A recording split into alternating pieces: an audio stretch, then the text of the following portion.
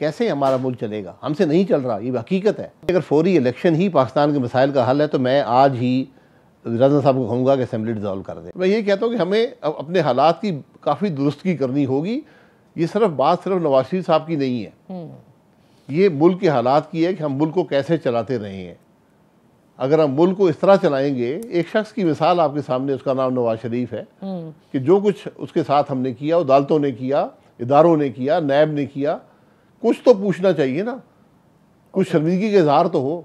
ठीक, तो एक चार्टर ऑफ डेमोक्रेसी हुई थी अब्बासी साहब, तो क्या आप समझते हैं कि इट्स टाइम कि एक चार्टर ऑफ डेमोक्रेसी से बढ़कर कोई हो, जिसमें आपने जैसे कहा कि तमाम इदारे including the current military leadership भी बैठे और उसके बाद डिसाइड हो कि what is going to be the course of action?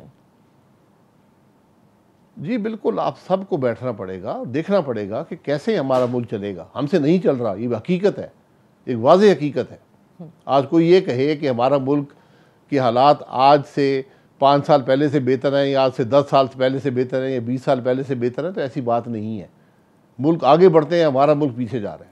सही। तो यह आज लीडरशिप का जिम्मेदारी है कि इन मामलात को दुरुस्त करें, और वो बैठ के बात करने से होते हैं, एक दूसरे को गालियाँ देने से नहीं होते, एक दूसरे को जेलों में डालने से नहीं होते।